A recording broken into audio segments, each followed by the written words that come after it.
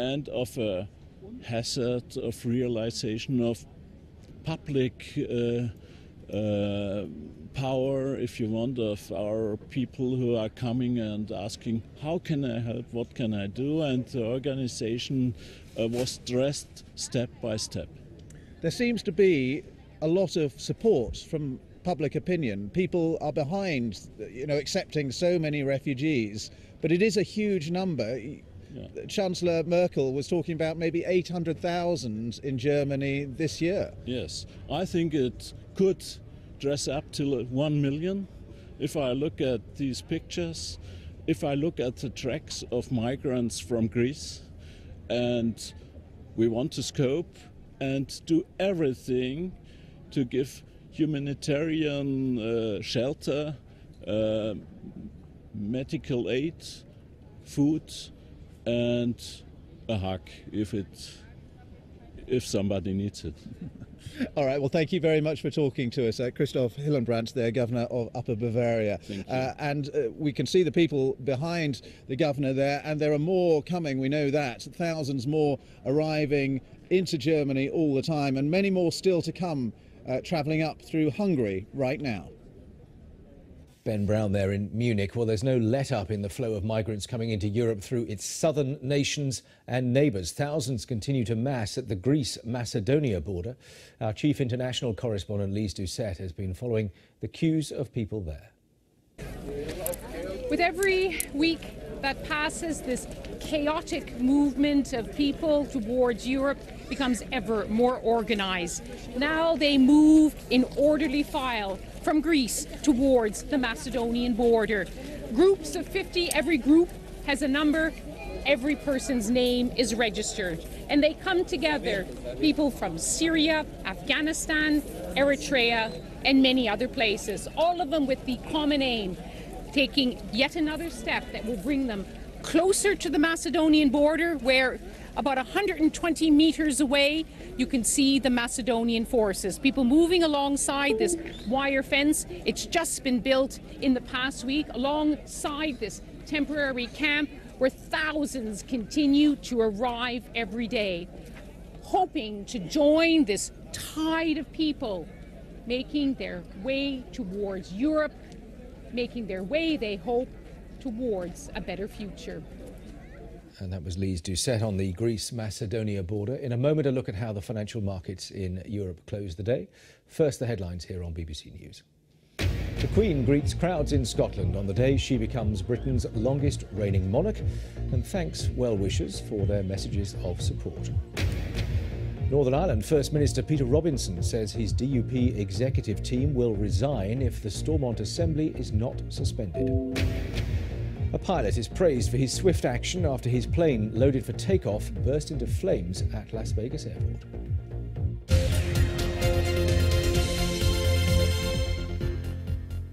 Hello, I'm Victoria Fritz. Let's take a look at how markets across the world have ended their trading session. And the big story today was actually in Japan. The Nikkei notched up its biggest one-day percentage gain since the depths of the financial crisis. It rose, you can see down there, 7.7% and led a global stock market rally as investors are pinning their hopes on prolonged monetary and fiscal stimuli. And markets also leapt higher on the possibility that the Federal Reserve might delay raising interest rates this month in the face of a global growth slowdown and stock market wobbles that we've seen in recent weeks, and governments stepping in to give more support. That could all prolong the era of cheap money that keeps borrowing costs and those rates low for companies right across the world.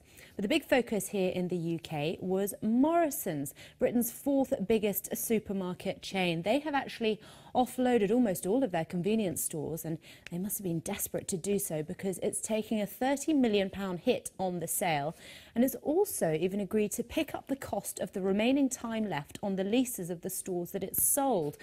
But investors seem to like it. Shares up 3.53% at the end of the day. Now, the new shops are going to be rebranded as My Local. The 2,300 staff will be kept on, and an extra 200 jobs will be created by opening or reopening the 10 shops that are currently closed. Joining me now is Ipek Ozkadeskaya. I apologise for stumbling on your name. It's a tricky one. Let's start with Morrison's. I've got it in the board, 3.53%. I mean, clearly returning any cash to this business, to a business that is £792 million in the red, has got to be good news for investors.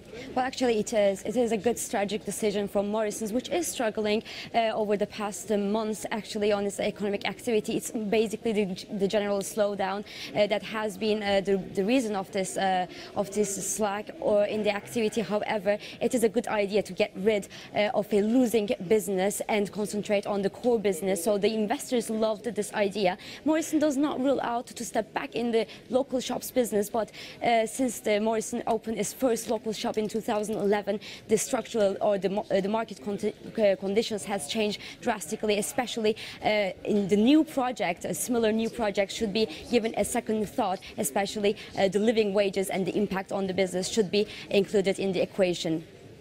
Let's turn our attention to what's going on in Asia and those comments we heard from the newly elected Shinzo Abe, the Prime Minister of Japan, about what's coming in his country, potentially company tax rate cuts.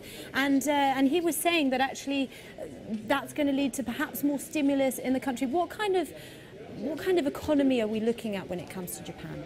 Well, we are looking at a desperate economy. Now we have got loose fiscal conditions in Japan. We have got conditions. So all this monetary and fiscal stimulus is giving actually a good base for business, for new businesses to pop up in Japan. However, it has not been the case over the past years, and we are not sure that it's going to be the case moving forward. However, the market likes and needs, has become addicted to these external stimulus. So this is why we have seen the Nikkei stocks surging almost 8% today. Moving forward, however, the major drawback is going to be the rising questions on the solvability of the Japanese government, but also the strength. This has been quite positive. Now that we cannot say that we have hit a bottom, but there is seemingly a clear temporary relief in the market, which is being positively reflected, especially in the commodity prices. So we have seen that the FTSE index has been positive today, especially led by Anglo-American, BHP, Glencore, and also Rio Tinto, at a range of 4 to 6% gains over the day. However, we have to be careful here because we are still talking about very high volatilities, and large swings are generally the indication of a stressful market and negative trading conditions rather than a sustainable recovery environment. Ipek, we're going to leave it there, but as you said, plenty of volatility still on the markets. Over in the US, all eyes are on this stock here, Apple. The company will be refreshing its product lineup ahead of the holiday shopping season. But will the new items prove to be as groundbreaking as the older models? All will be revealed at the press conference that starts in just a couple of hours' time. Don't forget, there's plenty more business news on the website always. The address is bbc.co.uk/business. That's it from me. Victoria, thank you very much. Now, the Democratic presidential hopeful Hillary Clinton has apologised for using a private email account for official correspondence during the 4 years that she served as Secretary of State. She's been accused of putting America's security at risk and of trying to avoid accountability. She made her apology on American television. I do think I could have and should have done a better job answering questions earlier. I really didn't perhaps appreciate the need to do that. What I had done was allowed. It was above board. But in retrospect, certainly, as I look back at it now, even though it was allowed, I should have used two accounts, one for personal, one for work-related emails. That was a mistake. I'm sorry about that. I take responsibility. And I'm trying to be as transparent as I possibly can. That was Hillary Clinton speaking on American television. Well, Hugh Edwards will be here with the BBC News at 5 shortly. The weather forecast for you as well. First, though, let's return to our main story. Queen Elizabeth has today become Britain's longest reigning monarch. So let's take a look at some of the moments that have defined her reign so far. Will you solemnly promise and swear to govern the peoples of the United Kingdom of Great Britain and Northern Ireland? I solemnly promise so to do.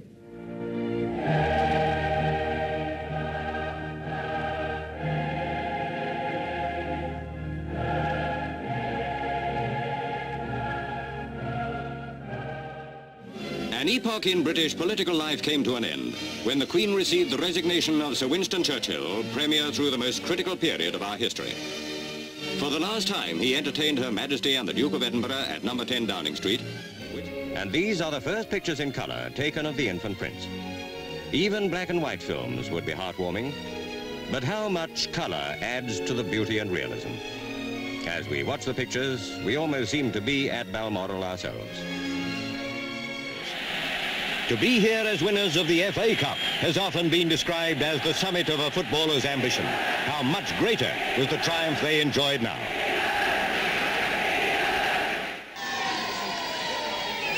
It was appropriate that the Queen's Day on the River should begin here, where the first Elizabeth was born and where there are so many royal connections.